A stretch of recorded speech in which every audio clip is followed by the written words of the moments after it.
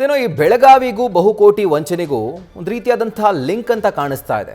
ಇತ್ತೀಚಿನ ದಿನಗಳಲ್ಲಿ ಸಾಲು ಸಾಲು ವಂಚನೆ ಪ್ರಕರಣಗಳು ಬೆಳಕಿಗೆ ಬಂದಿರುವಂತಹ ಸಂದರ್ಭದಲ್ಲಿ ಈಗ ಮತ್ತೊಂದು ಬಹುಕೋಟಿ ವಂಚನೆ ಕೇಸ್ ಬೆಳಕಿಗೆ ಬಂದಿದೆ.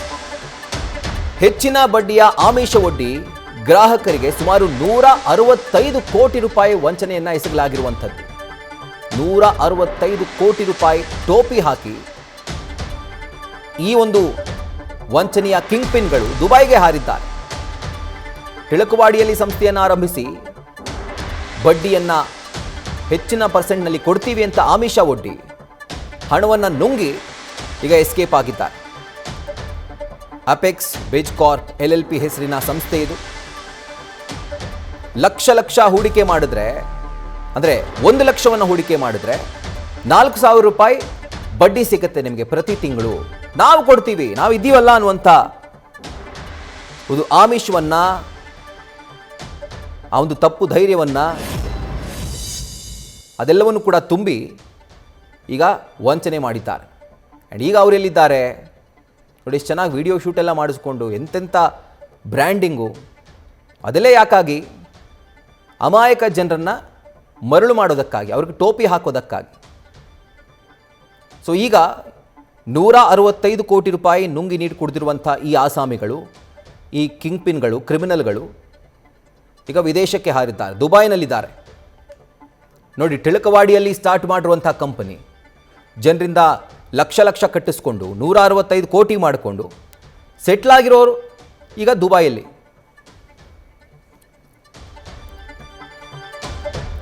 ಬೆಳಗಾವಿಯ ಮತ್ತೊಂದು ಬಹುಕೋಟಿ ವಂಚನೆ ಪ್ರಕರಣ ಈಗ ಬೆಳಕಿಗೆ ಬಂದಿದೆ. ಹೆಚ್ಚಿನ ಬಡ್ಡಿಯ ಆಮಿಷ ಒಡ್ಡಿ ಜನರಿಗೆ ಟೋಪಿ ಹಾಕಲಾಗಿದೆ. 1 ಲಕ್ಷ ರೂಪಾಯಿ ಕೊಟ್ಟರೆ ನಿಮಗೆ ಮಾಸಿಕವಾಗಿ ನಾವೇ 4,000 ಬಡ್ಡಿಯನ್ನು ಕೊಡ್ತೀವಿ. ಜನಕ್ಕೆ ಒಂದು ತಲೆಗೆ ಅಂದರೆ ತಕ್ಷಣಕ್ಕೆ ಬರುವಂಥದ್ದೇನು, 4,000 1 ಲಕ್ಷಕ್ಕೆ ಅಂದರೆ 2,000 ಆದರೆ 8 ಲಕ್ಷ, 2 ಲಕ್ಷ ಆದರೆ 8,000. ಒಂದು ತಿಂಗಳು ಖರ್ಚೆ ಆಲ್ಮೋಸ್ಟ್ ರೇಷನ್ ಖರ್ಚೆಲ್ಲ ಕಳೆದು ಹೋಗುತ್ತಲ್ಲ. ಈ ಒಂದು ಯೋಜನೆಯಲ್ಲಿ ಜನ ಇರ್ತಾರೆ, ಅಂಥವರನ್ನೇ ಗುರಿಯಾಗಿಸ್ಕೊಂಡು ಈಗ ಟೋಪಿ ಹಾಕಲಾಗಿದೆ. ಎಲ್ಲರಿಗೂ ನಮಸ್ಕಾರ. ಆ್ಯಕ್ಚುಲಿ ಬೇಜಾರು, ಯಾಕಂದರೆ ಗ್ರೂಪಲ್ಲಿ ಏನೇನು ಆಗ್ತಾಯಿದೆ ನೋಡ್ತಾ ಇದ್ದೀರಿ, ನಾನು ನೋಡ್ತಾ ಇದ್ದೀನಿ. ನಾಳೆ ಪೇಮೆಂಟ್ ಮಾಡಬೇಕು, ಆ ತಯಾರಿಯಲ್ಲಿ ಇದ್ದೀನಿ. ಆ್ಯಕ್ಚುಲಿ 2 ದಿವಸದಿಂದ ನಾನು ಟ್ಯಾಲಿ ಮಾಡ್ತಾಯಿದ್ದೆ ಗಣೇಶರನ್ನು ಕರ್ಕೊಂಡು, ಏನೇನು ಆಗಿದೆ ಏನೇನಿಲ್ಲ. ಯಾಕಂದರೆ ಲಾಸ್ಟ್ 1.5 ಮಂತ್ದಿಂದ 1.5 ತಿಂಗಳಿಂದ ಬೆಳಗಾಮಲ್ಲಿ ಸ್ವಲ್ಪ ವಾತಾವರಣ ಸರಿ ಇಲ್ಲ. ಆ ಕಂಪ್ನಿ ರೇಡ್ ಆಯಿತು, ಈ ಕಂಪ್ನಿ ರೇಡ್ ಆಯಿತು, ಇದಾಯಿತು, ಅದು ಎಲ್ಲರಿಗೂ ಗೊತ್ತಿತ್ತು, ಇದು ಕ್ಲಿಯರ್. ಅದಕ್ಕೋಸ್ಕರ ಇನ್ನೂ ನ್ಯೂಸ್ ಬರ್ತಾಯಿತ್ತು, ಇನ್ನೂ 4 ಕಂಪ್ನಿ ಇದೆ, 5 ಕಂಪ್ನಿ ಇದೆ ಅಂತ. ಅದರಲ್ಲೂ ನಮ್ಮದು ಒಂದು ಕಂಪ್ನಿ ಇದೆ. ಅದಕ್ಕೋಸ್ಕರ ನಾವೇನು ಮಾಡಿದ್ದೀವಿ, ಅಮೌಂಟ್ ಸ್ವಲ್ಪ ಆ ಕಡೆ ಮಾಡಿದ್ದೀವಿ. ಇದು ಸಹಜ, ಯಾಕಂದರೆ ನಾಳೇನು ಆಗಬಾರ್ದು ಅಂತ ಎಲ್ಲ ಡಿಸ್ಕಷನ್ ಮಾಡಿ ನಮ್ಮ MD ಗಣೇಶ್ ಅವರು, ಡೈರೆಕ್ಟರ್ ಸರು, ಡೈರೆಕ್ಟರ್ ಸರು ಎಲ್ಲರೂ ಮಾಡಿದ್ದೀವಿ. ಓಕೆ, ನೋ ಪ್ರಾಬ್ಲಮ್ ಮಾಡಿದ್ದಾರೆ. ಅವ್ರು ಹೇಳಿದರು ಸರಿ ಇಲ್ಲ, ನಾಳೆ ಏನಾದ್ರು ಆದರೆ ಹ್ಯಾಪನ್ ಆದರೆ ಸುಮ್ಮನೆ ದುಡ್ಡು ಸ್ಟಕ್ ಆಗಬಾರ್ದು ಅಂತ ಎಲ್ಲ ಹೇಳಿದರು. ಓಕೆ, ಈಗ ಗಣೇಶ್ ಸರು ಹೇಳಿದ್ರು ಲಿಸ್ಟ್, ಅವರು ಅಕೌಂಟ್ ನೋಡ್ತಾರೆ. ಗಣೇಶ್ ಸರ್ ಲಿಸ್ಟ್ ಮಾಡಿದರು, ಯಾರ್ಯಾರು ಬೇಕು ಅವ್ರಿಗೆ ಕಳಿಸಿದ್ದಾರೆ ಡೈರೆಕ್ಟರ್ಗಳಿಗೆ. ಆಮೇಲೆ ಅವ್ರು ಯಾರ್ಯಾರು ಕ್ಲೈಂಟದು ವಿಶ್ವಾಸದ ಜನ ಅವರು ಕಳಿಸಿದ್ದಾರೆ. ಈಗ ಪೇಮೆಂಟ್ ಮಾಡಬೇಕು, ಆ ದುಡ್ಡು ಬರಬೇಕು. ಕೊಡ್ತಾರೆ, ಮಾಡ್ತಾರೆ, ಎಲ್ಲ ಹೇಳಿದ್ದಾರೆ. ನಾಳೆ ಪೇಮೆಂಟ್ ಮಾಡುವ ಅಂತ ಹೇಳಿದ್ವಿ. ಇವತ್ತು ಅವರು ಮೀಟಿಂಗ್ ಕರೆದಿದ್ರು. ಎಸ್, ಮೀಟಿಂಗ್ ಅಂತೂ ಮಾಡ್ತಾ ಇರ್ತೀವಿ. ಓಕೆ, ಸಂಜೆ 5 ಗಂಟೆಗೆ ನಾವು ಡೈರೆಕ್ಟರ್ಸು ಮೀಟಿಂಗ್ ಮಾಡಬೇಕು, 8 ಜನ. ಅಲ್ಲಿ ಬಂದವರೇ 25-30 ಜನ ಕ್ಲೈಂಟ್ಸು ಬಂದಿದ್ದಾರೆ, ಯಾರ್ಯಾರು ಬಂದಿದ್ದಾರೆ ನೋಡಿದ್ವಿ. ಅಲ್ಲಿ ಮೀಟಿಂಗ್ ಮಾಡೋಕ್ಕಾಗಲ್ಲ ಅಂತ ಎಲ್ಲರಿಗೂ ಗೊತ್ತು. ಅದಕ್ಕೆ ನಾವು ಮೂವ್ ಆದ್ದೀವಿ ಅಲ್ಲಿಂದ, ನೋ ಪ್ರಾಬ್ಲಮ್. ಯಾಕಂದ್ರೆ ನಮಗೂ ಕೆಲಸ ಇದೆ. ಈಗ ಅದನ್ನು ಹಿಡ್ಕೊಂಡು ಇವರು ಏನೇನೋ ಗ್ರೂಪಲ್ಲಿ ಹೇಳ್ತಾ ಇದ್ದಾರೆ, ಕೇಳೋಕ್ಕೂ ಆಗಲ್ಲ, ಮಾಡೋಕ್ಕೂ ಆಗಲ್ಲ. ಇವರು ಲಮಾಣಿ ಸರು ಮೆಸೇಜ್ ಹಾಕ್ತಾಯಿದ್ದಾರೆ, ಅವರು ಓಡಿ ಹೋಗಿದ್ದಾರೆ, ಹಂಗು ಹಿಂಗು. ನಾವು ಓಡಿ ಹೋಗಿಲ್ಲ, ನಾವು ಇಲ್ಲೇ ಇದ್ದೀವಿ. ನಾವೇ ಓಡಿ ಹೋಗೋಣ? ನಮ್ಮನ್ನು ಯಾರೂ ಕಿಡ್ನ್ಯಾಪು ಮಾಡಿಲ್ಲ, ಯಾರು ಏನೂ ಮಾಡಿಲ್ಲ. ನಾವಿಲ್ಲಿ ಬೆಳಗಾಮಲ್ಲಿದ್ದೀವಿ, ಏನು ತೊಂದರೆ ಇಲ್ಲ. ಇವರು ಸುಮ್ಮನೆ ಎತ್ತಿದ್ದಾರೆ. ಈಗ ನಾವು ಅವ್ರ ಬ್ಯಾಕ್ಗ್ರೌಂಡು ಕೂಡ ಚೆಕ್ ಮಾಡ್ತಾಯಿದ್ದೀನಿ. ಈಗ ಅವ್ರು ಮೊದಲು ಯಾವ ಕಂಪ್ನಿಯಲ್ಲಿದ್ದರು, ಈ ಕಂಪ್ನಿಯಲ್ಲಿ ಯಾಕೆ ಬಂದರು, ಹೀಗೆ ಯಾಕೆ ಮಾತಾಡ್ತಾ ಇದ್ದಾರೆ ಅಂತ ನೋಡ್ತಾ ಇದ್ದೀವಿ. ಓಕೆ, ಆ ಥರ ಅಣಬಾರ್ದಾಗಿತ್ತು. ಅವರು ಕೂಡ ಎಲ್ಲರೂ ನೋಡಿ, ಎಲ್ಲರಿಗೂ ಈ ಥರ ಕ್ಲೈಂಟಿಗೆ ಮೆಸೇಜ್ ತಪ್ಪು ಹೋಗಬಾರ್ದು.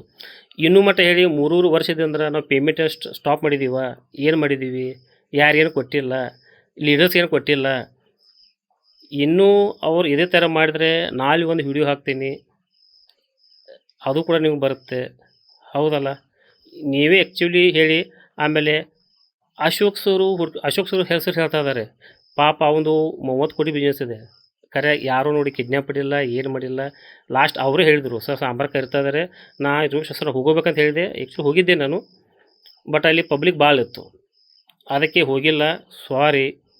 ಈಗ ಇವ್ರೇನು ಮೆಸೇಜ್ ಮಾಡ್ತಾ ಇದ್ದಾರೆ, ಯಾರು ಕಿವಿ ಕೇಳ್ಕೊಬೇಡಿ. ಪೇಮೆಂಟ್ ಮಾಡುವ 5 ತಾರೀಕು ಮಾಡುವ ಪೇಮೆಂಟ್. ಯಾಕಂದರೆ ಇವು ಸ್ವಲ್ಪ ಇವತ್ತೆಲ್ಲ ಆಯ್ತಲ್ಲ, ಇದು ಇನ್ನು ಅವ್ರಿಗೂ ಭೇಟಿ ಆಗಬೇಕು, ಡೈರೆಕ್ಟ್ ಸರಿಗೆ ಎಲ್ಲ ಭೇಟಿಯಾಗಿ ಮಾಡಿ 5 ತಾರೀಕು ಪೇಮೆಂಟ್ ಮಾಡ್ತೀವಿ. ಓಕೆ, ಥ್ಯಾಂಕ್ ಯು, ನಮಸ್ಕಾರ. ಅಪೆಕ್ಸ್ ಬಿಸ್ಕಾಪ್ ಅಂತ ಒಂದು ಕಂಪನಿ ಇತ್ತು, ಅದರಲ್ಲಿ ಇವರು ಇನ್ವೆಸ್ಟ್ಮೆಂಟ್ ಮಾಡಿದ್ದಾರೆ. ಆ ಇನ್ವೆಸ್ಟ್ಮೆಂಟ್ ಕಂಪನಿದವರು ನಾವು ನಿಮ್ಮ ದುಡ್ಡು ರಿಯಲ್ ಎಸ್ಟೇಟ್ನಲ್ಲಿ ಹಾಕ್ತೀವಿ, ಶೇರ್ ಬಾಜಾರ್ನಲ್ಲಿ ಹಾಕ್ತೀವಿ ಮತ್ತು ನಿಮಗೆ 4% ಇಂಟ್ರೆಸ್ಟ್ ಕೊಡ್ತೀವಿ ಅಂತ ಆಮಿಷ ನೀಡಿ ಇವರ ಜೊತೆಗೆ ಒಂದು ಅಗ್ರಿಮೆಂಟ್, ಹ್ಯಾಂಡ್ ಲೋನ್ ಅಗ್ರಿಮೆಂಟ್ ಮಾಡಿದ್ದಾರೆ. ಅವರಿಗೆ ಬ್ಲ್ಯಾಂಕ್ ಚೆಕ್ ಕೊಟ್ಟಿದ್ದಾರೆ.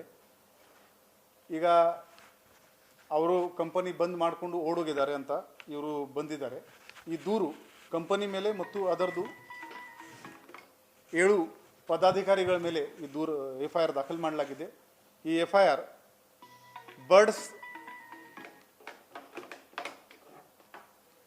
ಬರ್ಡ್ಸ್ ಹಾಗೂ KPID ಆ್ಯಕ್ಟ್ ಇದು ಸೆಕ್ಷನ್ನಲ್ಲಿ ಮತ್ತು BNSದು ಸೆಕ್ಷನ್ಸ್ನಲ್ಲಿ ನಾವು ತಗೊಂಡಿದ್ದೀವಿ. ಈ ಕಂಪ್ಲೇಂಟ್ನಲ್ಲಿ ಕಾಶಿನಾಥ್ ವಾಘಮಾರೆ ಇವನು ಮೇನ್ ಆರೋಪಿ ಇದ್ದಾನೆ. ಇವನ ಹೆಂಡತಿ, ಇವನ ರಿಲೇಟಿವ್ಸ್ ಮತ್ತು ಒಬ್ಬ ಗಣೇಶ್ ಭಂಡಾರೆ ಮತ್ತು ಅವನ ಹೆಂಡತಿ, ಈ ಥರ 7 ಆರೋಪಿ ಇವರು ಹೆಸರು ಕೊಟ್ಟಿದ್ದಾರೆ. ಸುಮಾರು 160 ಕೋಟಿ ಜನರಿಗೆ ಮೋಸ ಆಗಿರ್ಬೋದು ಅಂತ ಪ್ರಿಲಿಮಿನರಿ ಎಸ್ಟಿಮೇಟ್ ಇದೆ. ಇವರಿಗೆ ನಾವು ಕಂಪ್ಲೇನೆಂಟ್ಸ್ಗೆ ನಾವು ಕೇಳಿದ್ದೀವಿ, ಈಗ ಶಿವಮ್ ಅಸೋಸಿಯೇಟ್ಸ್ ಆಗಿದ ತಕ್ಷಣ ನೀವು ಯಾಕೆ ನಮಗೆ ಇನ್ಫಾರ್ಮ್ ಮಾಡಿಲ್ಲ?